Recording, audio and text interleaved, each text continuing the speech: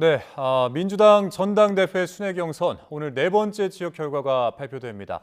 어제까지 이어진 이 박빙 승부가 오늘도 계속될지 현재 주목이 되고 있는데, 자, 관련 내용을 포함해서 전국 소식 지금부터 두 분과 함께 분석을 해보도록 하겠습니다. 정구승 변호사 그리고 최진영 변호사 자리하셨습니다. 안녕하십니까? 네, 안녕하십니까? 예. 자, 2주차 민주당 전당대회 승부가 계속 좀 치열해지는 양상입니다. 상대 후보를 향한 공세도 좀 뜨거워지고 있는데 이 현재까지의 경선 진행 상황 어떻게 지켜보고 계신지 한 분 한 분께 여쭤보도록 하겠습니다. 먼저 우리 정 변호사님께 여쭤보겠습니다. 네, 저는 사실상 승패는 어느 정도 갈렸다라고 생각을 합니다. 물론 현장과 캠프는 방심하면 안 되겠지만 이제는 과반을 김민석 후보가 넘느냐 안 넘느냐가 관전 포인트라고 생각을 합니다. 그 근거는 여론조사를 통해서 보았을 때 민주당 지지세, 그 진보 지지자들이 호남과 수도권에서는 좀 10% 이상 김민석 후보를 지지하는 그런 흐름들이 계속 관측이 되었고요. 대의원들 표에 대해서는 김민석 후보가 많은 지지를 받았지 않을까라는 예상이 계속 되었던 만큼 그래서인지 좀 친정청래가 급한 모습을 보여주고 있다고 생각합니다. 그래서 조금 더 과열되는 모습이 보여지는 것 같지만 이런 도넘은 네거티브는 오히려 역효과를 불러일으킬 수 있고 또 급하게 좀 움직이다 보니까 무리수가 많이 나와서 오히려 이러한 구도를 굳히는 데 공헌하고 있지 않는가 생각합니다. 예, 우리 최 변호사님 어떻게 보고 계십니까? 네, 지금까지 이런 전당대회는 없었다. 이것은 전당대회인가 분당대회인가. 실질적으로 내부적으로 보여지는 제3자가 왔을 때는 과연 이것이 축제의 한판인 전당대회인 것인지 아니면 내부적으로 어떤 갈등이 폭발하는 분당대회인지에 대해서 의문을 제기할 만큼 사실 정부 여당의 내부 갈등이 굉장히 어떻게 보면 드러나는 이런 모습을 보이고 있는 것 같습니다. 실질적으로 지금 처음에는 정청래 후보가 앞서간다라는 얘기가 있었고 뒤에 또 여러 가지 또 제기가 되면서 문제가 제기되면서 김민석 후보가 앞서간다. 지금 어떤 결과가 나올지 누구도 단정할 수 없는 그것이 3자 구도에서 있는 어떤 선거의 한계 아니겠습니까?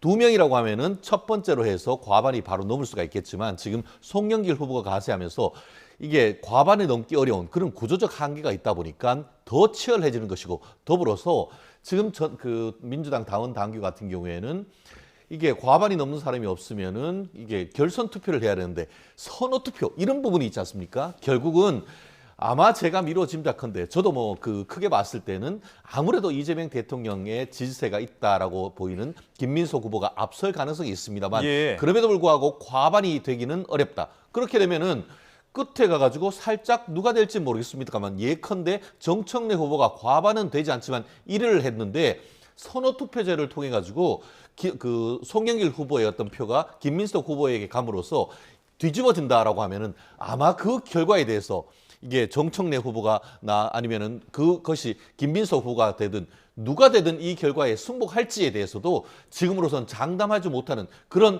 약간 혼전 상태를 보이는 것이 아닌가 생각합니다. 뭐 개괄적인 분석과 더불어서 나름의 어떤 결과까지 두 분이 나름에서 예상을 한번 해주셨는데 지금부터 한번 면면을 한번 살펴보도록 하겠습니다. 일단은 어제 이 제주와 인천 지역 경선에서는 김민석 후보가 승리를 하면서 다시 이 재역전에 성공을 했습니다. 그야말로 이제 박빙 승부가 계속 이어지고 있는 그런 상황인데 제주와 인천 모두에서 김민석 후보가 앞선 것으로 나타났는데 이에 대한 의미는 어떤 것이 있다고 보면 될까요? 일단 제주 같은 경우에는 호남 경선을 좀 미리 볼 수 있었다. 왜냐하면 제주의 당원분들께서는 호남 출신인 분들이 많았기 때문에 그 부분을 좀 더 면도해 두면 될 것 같고요. 인천 같은 경우에는 수도권 경선을 미리 보는 것이라고 볼 수 있습니다. 물론 인천 같은 경우는 당원들이 분께서 비중이 엄청 높진 않지만 거기에 대해서 이제 정청래 후보 측에 뭐 조직이 많이 돌아갔다.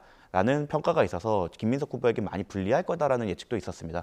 그럼에도 불구하고 이런 결과가 나왔다는 건 전반적인 민심이 이미 어느 정도 결정된 게 아닌가라고 볼 수 있는 것 같고요. 사실 지금 혼전이라고 말씀을 많이 하시는데 민주당의 당원 구성 분포를 사용한다고 하면 확인해 본다고 하면 수능으로 친다면 지금 이제 제2외국어나 아니면 그 사탐 과목, 과탐 과목 정도 본 겁니다. 진짜 본 경기는 호남과 수도권인데 거기에 대해서는 이미 여론조사나 흐름 부분에서 김민석 후보가 이렇게 넘어와 있기 때문에 지금은 정청래 후보를 뭐 이긴다 진다가 문제가 아니라 말씀하신 대로 과반을 넘어서 압도적으로 승리하느냐 그렇지 않느냐의 그 차이만 남아 있는 것 같고 그 결과에 따라서 그 이후에 조금 더 갈등이 봉합이 더 빠르게 되느냐 아니면 조금 진통이 있느냐 차이만 있을 것 같습니다. 예, 그러니까 뭐 일단은 그 현재까지 누적 득표율 계산을 한번 해보면 김민석 후보가 정청래 후보를 0.86%포인트 차이로 앞서고 있습니다. 그야말로 이제 뭐 1%포인트 차가 안 나는 그야말로 이제 초박빙 승부가 이어지고 있는 건데 이 정청래 후보가 1위를 차지한 경남 지역의 누적 가중치가 아직은 합산되지 않은 상황이라 아무래도 이제 이 격차가 더 줄어들거나 하지 않을까 하는 생각이 들거든요. 어떻게 보십니까? 한마디로 깻잎 한 장 차이다 이렇게 표현할 수 있지 않을까 싶습니다. 사실 그 이재명 대통령의 명심이 반영되는 것이 김민석 후보라라는 것은 뭐 정치를 아는 사람이라고 하면 누구나 그 생각할 수 있는 건 아닙니까? 그런데 잘 생각해 보면은 지금 대통령 제하에서 이재명 대통령에 대한 지지율이 민주당의 지지율보다 더 높은 상황 속에서 이재명 대통령이 적극 사실상 마음으로 지지하는 후보가 압도적으로 나서지 못하는 이것이 아마 민주당의 딜레마가 아닌가 하는 생각인데요. 전체적으로 봤을 때에 특히 최근에 있어서 이재명 대통령의 지지율이 많이 어떻게 보면 내려가는 이런 상황 속에서 적극 지지층들의 어떤 이재명 대통령 살리기, 이재명 대통령 측의 어떤 적극 지지층의 어떤 결집이 모여지는 그런 큰 흐름이 보이는 것은 분명한 사실인 것 같습니다. 그럼에도 불구하고 정청래 대표의 뚝심이 만만치 않은 것은 말씀드린 것처럼 그 부울경 속에서 과연 고향인 김민석 후보가 오히려 일어날지 않을까 했었는데 오히려 정청래 후보가 부울경 지역에서 선전하는 모습을 보였습니다. 그리고 지금 특히 뭐 제주도와 인천에서 수도권과 어떻게 보면 제주도의 축소판을 미리 봤다라고 하지만 아직은 모르는 그런 상태인 것 같습니다. 특히 수도권 같은 경우에는 최근에 그 이재명 정부에 있어서의 부동산 정책 나아가 또 뒤에 얘기하겠습니다만 각종 그 주식 관련되는 정책에 대한 불만이 상당 부분 쌓이고 있는 것이 사실인 것이고 그런 정책적 미스를 통해서 오히려 정청래 후보에게 힘을 몰아주고자 하는 그런 당원들도 그리고 중도 민심도 있기 때문에 아직까지 그리고 구조적으로 봤을 때의 김민석 후보가 과반을 넘을 가능성은 저는 현저히 낮다. 오히려 지금 정책적인 어떤 혼란 속에서 정청래 그 후보의 어떤 선전 좀 더 돋보일 가능성이 높지 않을까 저는 예측을 봅니다. 네, 우리 최 변호사님은 뭐 아직은 모르는 것이다 이제 이런 취지로 말씀해 주셨는데 뭐 역시 결과는 마지막 승부처 이 호남과 수도권 뚜껑 좀 열어봐야 알 수 있는 걸까요? 네, 맞습니다. 아무래도 그 민주당 당원 분포나 당원 베이스에 대해서 아마 깊게 아시지 못해서 말씀을 해주신 것 같은데 부울경 같은 경우에는 사실 노사모 회원들이 아직도 남아 있고 조직표가 강하게 동원될 뿐만 아니라 뭐 봉화나 평산이 남아 있어서 여기에서 김민석 캠프 같은 경우에는 뭐 7% 얘기도 나왔었고 뭐 크게 지더라도 여기서 뒤집을 수 있다라는 계획을 세워놨음에도 불구하고 굉장히 접점으로 마무리했다는 것 자체가 이미 승기를 어느 정도 잡았다고 생각을 하고요. 호남에선 여론조사 나오는 것들을 보면 거의 두 자릿수가 넘어가는 차이가 이미 나고 있고 그 비중을 생각했을 때라고 한다면 이 부분에 대해서는 승패의 여부보다는 지금은 과반 여부가 중요하고 어떻게 그 압도적인 1위로서 2위를 포용할 수 있는가만 남아 있다고 생각합니다. 그럼 강원, 대구, 경북 지역의 당심은 어느 쪽을 좀 향하고 있다고 보시나요? 강원 같은 경우는 이번에 우상호 지사 같은 경우에도 정청래 후보가 약간은 선을 긋는 모양새도 보였을 뿐만 아니라 강원도의 지금까지 투표 결과를 봤을 때는 좀 대세제에 추종하는 부분이 있었습니다. 그런 걸 생각한다면 이미 대세론이 깨어진 정청래 후보보다는 이제 과반을 향해 달려가고 있는 김민석 후보에게 조금 더 지지세가 나오지 않을까 생각을 하고요.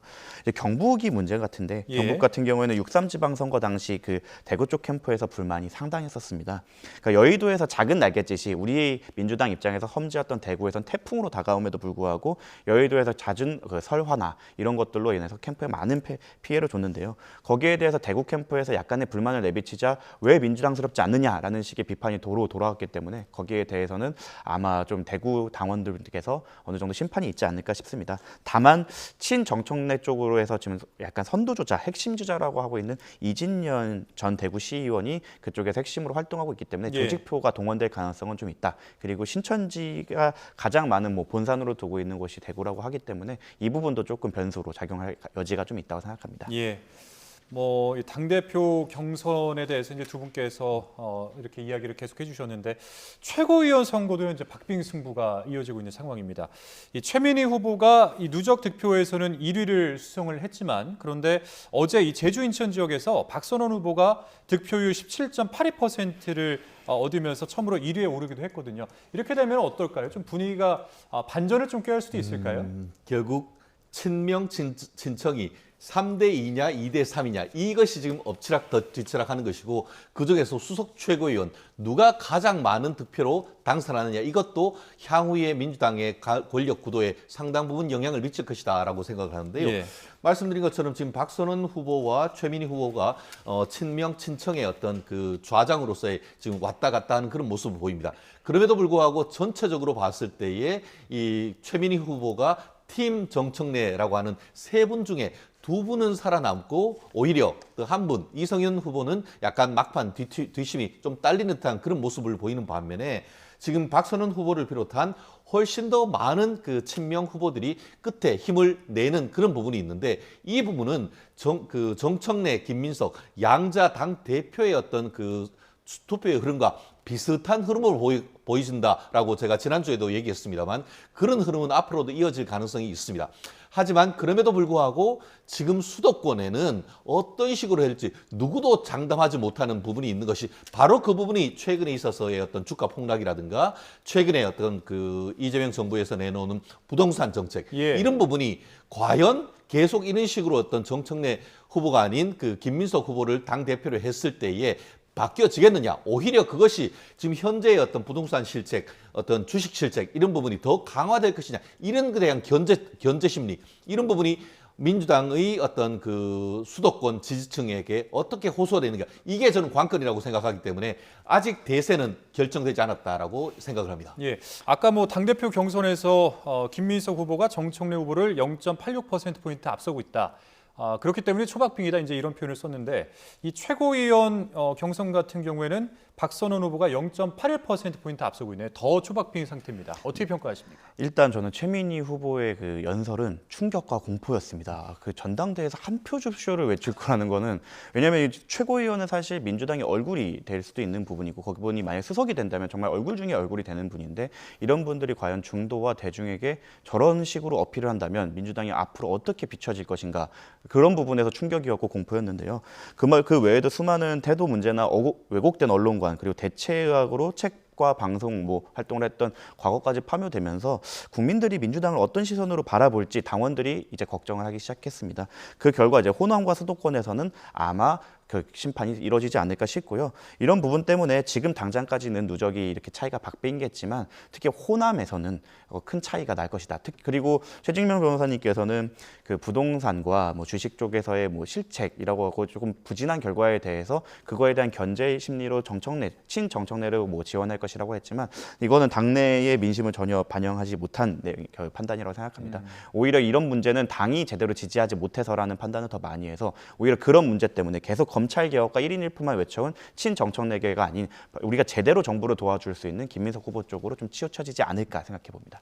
예, 일단 그런데 이제 최고위원 선거는 1등이 중요하기는 하지만 이 5위 안에 드는 게 또 중요하잖아요. 그래서 이제 이 누적 5위까지 아까 말씀하신 대로 3명, 2명이냐, 2명, 3명이냐 이제 요게 이제 중요해질 텐데 그런데 이제 이 친명계냐, 친청계냐 이렇게 2명, 3명, 3명, 2명 이렇게 배치되는 것이 실질적으로 영향력에도 많은 차이가 있습니까? 결과적으로. 실질적인 어떤 의사 결정을 할 때에 당 대표에게 누가 밀어주냐. 대표적으로 이제 민주당과 국민의힘은 다르지만 민주당 같은 경우에는 최고위원이 일정 부분 다 사퇴를 해버리면 그 시스템 자체가 무너져서 당 대표도 사실상 이 옷을 벗을 수밖에 없는 그런 구도가 되지 않습니까?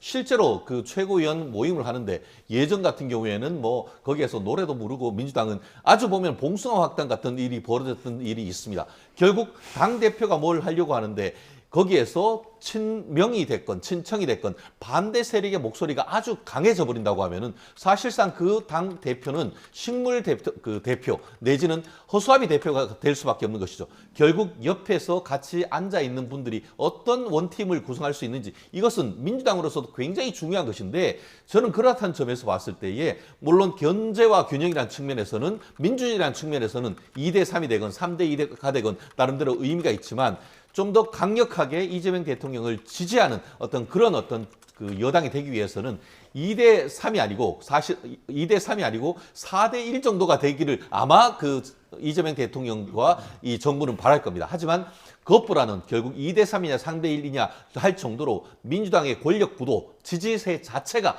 아주 친명과 기존의 전통적인 민주당 지지세가 아주 박빙인 상태이기 때문에 누구도 지금으로서는 3대2가 될지 2대3이 될지는 모른다. 하지만 여전히 이재명 대통령이 2년차 대통령이기 때문에 이재명 대통령에게 더 호소하는 분들이 한 명이라도 더 될 가능성은 현실적으로 좀 높지 않을까 예측할 수밖에 없습니다. 예.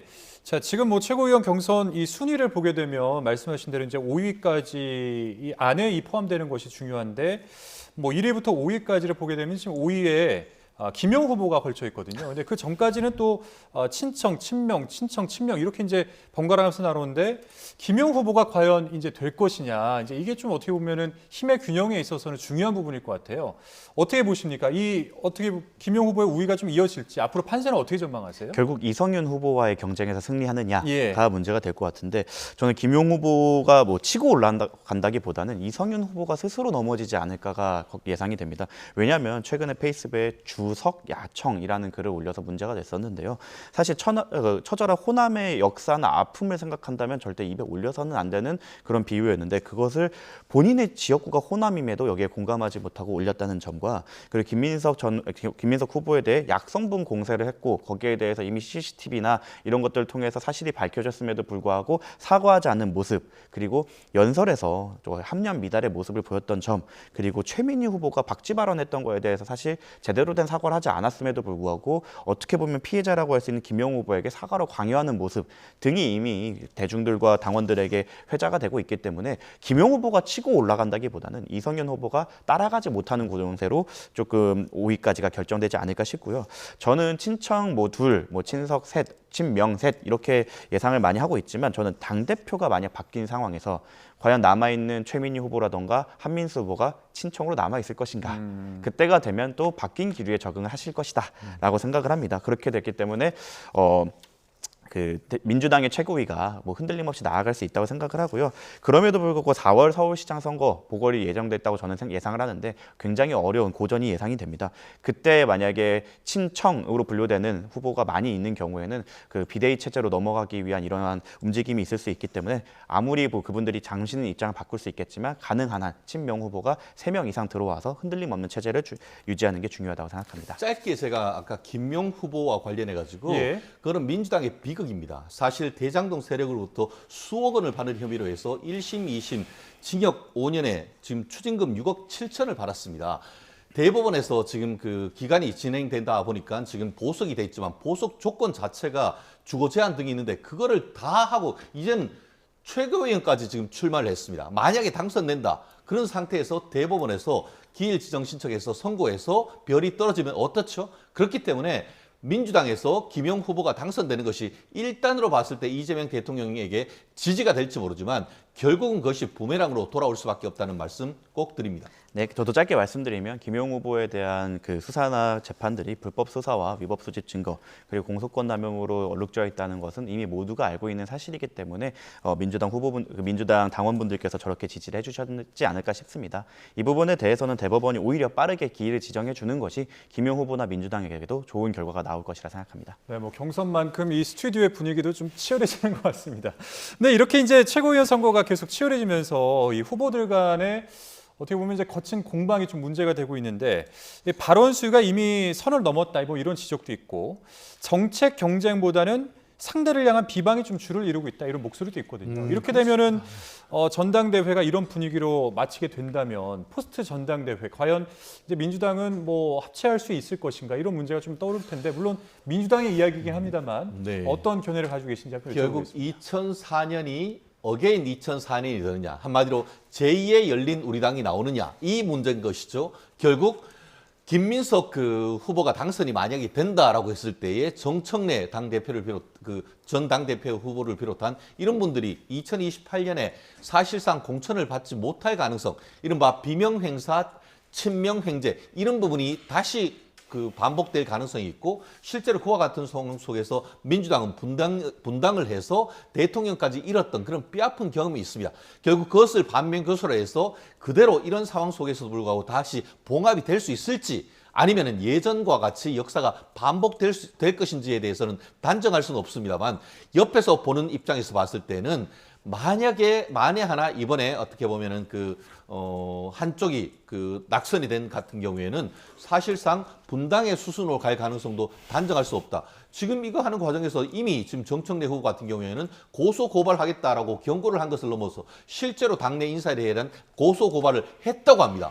이렇게 된다고 하면은 이제는 건널 수밖에 없는 어떤 다리를 건너는 것인데 지금 김민석 후보도 대놓고 얘기하고 있지 않습니까? 제가 봤을 때 탕평되기는 상당히 어려운 상황이 아닌가 생각합니다. 예. 자, 전당대회 관련된 내용은 뭐 이쯤에서 좀 마무리하는 것으로 하고 다음으로 이제 정부 정책 관련된 이야기를 한번 다뤄볼 텐데, 자, 일단은 뭐 이재명 대통령이 그 ISA 관련 정부 개편안의 전면 재검토를 좀 지시를 했습니다. 그러니까 여당에서도 문제들이 지적돼 왔었는데 대통령이 직접 이 문제에 제동을 걸게 된 배경 어떻게 보고 계세요? 일단 그 정책 자체에 대해서 좀 평가를 드리면 저는 IS 계좌를 통해서 미국장에 대한 투자가 이루어졌던 것도 사실이고, 그리고 국내 증시 투자가 아닌 상품에 대해서 정부가 뭐 세제 혜택을 걷어들이는 것은 뭐 그럴 수 있는 정책이라 생각합니다. 하지만 아무리 미장 투자라고 하더라도 장기 투자를 적극 권장하는 것도 이제 정부의 역할이기도 하고, 정부 정책을 왔다 갔다 함으로써 신뢰도와 안정성을 해치는 것도 문제가 있기 때문에 이거에 대해서 대통령께서 지적을 하신 게 아닌가 싶습니다. 물론 그 국내 증시 강화를 위해서 어느 정도의 정책적 조정이 필요하겠지만 그것을 이루어가는 과정이 다른 것에 대한 혜택을 뺏는 거기보다는 국내 증시의 매력도를 올리고 경쟁력을 강화시키는 걸 맞지 않느냐라는 어떻게 보면 지적을 수용한 것으로 보여집니다. 예. 우리 최 변호사님 의견도 좀 궁금한데 최근에 이 정부의 경제 정책들을 둘러싸고 여야 할 것 없이 비판들이 좀 나오고 있는 그런 상황입니다. 뭐 정책 부작용, 그다음에 이 정책의 파장 이런 것들을 제대로 고려하지 않았다 이런 지적들이 나오는데 최 변호사님 어떤 의견이 있으세요? 최근에 이재명 대통령의 지지율이 뚝뚝 떨어지는 것은 바로 양대축 아닙니까? 하나는 부동산, 하나는 주식. 실질적으로 지금 정청래 당대표 같은 경우에도 김민석 전 총리에게 3대 지금 그 사과를 요구하고 있지 않습니까? 하나가 신천지, 또 하나가 보면은 이제 호남 부동산, 호남 하이닉스 삼성전자 공상 신설하는 것. 또 하나가 지금 얘기했던 그 주식 관련된 이런 부분인 것 아닙니까? 결국 국민으로 봤을 때 특히 2030 그리고 4050이 가장 자산을 확대하기 위해서 투자를 신경 쓰는 세대가, 그리고 그 4050이 이재명 대통령과 민주당의 적극적인 지지 어떤 세력 아니겠습니까? 그런데 지금 얘기하고 있는 지금 ISA, 그러니까 개인 자산 종합 관리 계좌에 대해서 어떻게 보면 한국 내의 주식을 좀 더 활성화하기 위해서 기존의 어떤 혜택을 소급해서 없애버리라라는 것이 이번 취지 아니겠습니까? 그렇게 되면 그 부메랑이 누구한테 가겠습니까? 결국 4050 적극적 민주당 이재명 지지세가 바로 꺾일 수밖에 없는 그런 부분이기 때문에 이재명 대통령 입장에서는 도대체 이게 뭐냐라고 질타할 수밖에 없죠. 그렇기 때문에 이와 같은 것에 대해서는 저는 상당히 공감을 합니다. 그럼에도 불구하고 단순히 본인들의 어떤 적극적 지지층에 대한 지지율이 떨어지는 것을 넘어서 온 국민의 대통령, 100% 국민의 대통령으로서 부동산 세제라든가 이런 부분에 대해서 좀 더 넓은 어떤 폭넓은 시각에서 갈라치기를 하는 것이 아니고 정말 국민도, 다른 지지하는 국민도 지지하지 않는 국민도 다들 행복하게 살 수 있는 제도를 좀 만들었으면 하는 생각입니다. 예, 뭐 사실 뭐 시간이 허락만 된다면 더 다뤄볼 주제들이 있지만 뭐 국민의힘도 좀 다뤄봐야 되기 때문에 국민의힘 주제로 좀 넘어가 보도록 하겠습니다. 자, 국민의힘 상황을 보게 되면은 장동혁 대표가 이 2명의 윤리위원을 추가 선임한 지 일주일 만에 다시 이 2명의 윤리위원이 사퇴 의사를 밝히지 않았습니까? 이 현재의 국민의힘의 상황 어떻게 바라보고 계십니까? 네, 장동혁 대표에 대한 호오를 별개로 사실 지금 징계가 진행되고 있는 의원들에 대해서는 저는 충분한 명분이 있다고 생각을 합니다. 그런 명분이 있는, 어떻게 보면은 당 차원에서 기강을 해쳤던 분들이나 아니면 당적을 갖고 있는 사람이라고 해서는 절대 해서는 안 되는 행위들을 한 사람들에 대해서조차 이렇게 징계가 안 되는 모습은 국민의힘의 위계나 기강이 얼마나 지금 해이해졌는가를 바라볼 수 있는 것 같고, 만약에 이번에 이렇게 명분이 있었음에도 불구하고 제대로 된 징계나 제대로 된 처분을 하지 못하고 넘어간다고 한다면 장동혁 체계가 흔들리는 게 아닌가라는 의심을 가지게 될 거라고 생각합니다. 예, 이 장동혁 대표의 뭐 징계 정치라고 하는 또다시 이제 좀 뭐랄까요, 장동혁 대표에게는 제동에 걸리는 그런 모습인데 지금 사실 이제 장동혁 대표가 취임 2년 차 아니겠습니까? 근데 이 시점에 다시 리더십의 시험대에 오르게 된 건데 현재 상황 어떻게 바라보고 계세요? 지금? 이거를 그 징계 정치다라고 봐서는 과하다라고 생각을 하고요. 말씀드린 것처럼 징계는 실질적인 사유가 있고 그에 대한 적법 절차가 필요한 것인데 현실적으로 지금 당내에 주류의 어떤 그 많은 국회의원들의 지지를 받지 못하는 것이 장동혁 시스템의 한계입니다. 하지만 최근에 있어서 점점 본인의 개파 정치는 그를 넘어서 본인의 어떤 어젠다를 많은 지금 국회의원들이 지금 따라오고 있는 것도 사실입니다. 그렇다는 점에서 지금 현 상황 속에서 뭔가 문제가 있으면 그에 대해서 결자 해제하는 것은 저는 필요하다라고 생각을 하고요. 결국 적법 절차를 거쳐서 이것이 단순한 어떤 당 대표의 의중이 아니고 중앙윤리위원회 차원에서 지지된 어떤 절차가 진행된다라고 하면은 그 절차에 대해서는 결과에 대해서 수긍할 수밖에 없습니다. 다만 이것을 만들어가는 과정 속에서 뭔가 자꾸 문제가 생기는 것인데 이 부분에 대해서도 신속한 그 인원 보강 이런 부분을 통한 신속한 9월달 지금 정기국회가 있기 전에 징계와 관련되는 논란은 신속하게 해결하는 것이 장 대표의 리더십을 위해서도 좋을 거라고 생각합니다. 저도 한마디만 거들어드리자면 네. 징계 정치라는 프레임 자체는 정말 잘못되어 있다고 생각합니다. 지금 징계의 대상이 된 분들은 사실 그 정당이 소속이 국민의힘이건 민주당이건 사실 징계를 받아 마땅하신 분들이라 생각합니다. 자당 후보가 있음에도 불구하고 무소속 그 후보에게 비서관이나 보좌관을 보내는 것도 그리고 자기가 뽑히지 않았다는 이유로 타당에게 뽑지 말라는 전화를 했던 사람이나 아니면 멱살을 잡았던 사람이나 이런 것에 대해서는 징계가 이루어지는 것이 당연하기 때문에 그러한 징계를 추진한다고 해서 그걸 징계 정치라고 프레임하는 것은 잘못한 사람을 처벌하니까 처벌 정치다라고 하는 것이 좀 부당하지 않는가 생각이 듭니다. 예, 자 여기까지 듣도록 하겠습니다. 지금까지 정구승 변호사 그리고 최진영 변호사 이렇게 두 분과 함께 한 주간의 전국 이슈 살펴봤습니다. 오늘 말씀 고맙습니다. 감사합니다.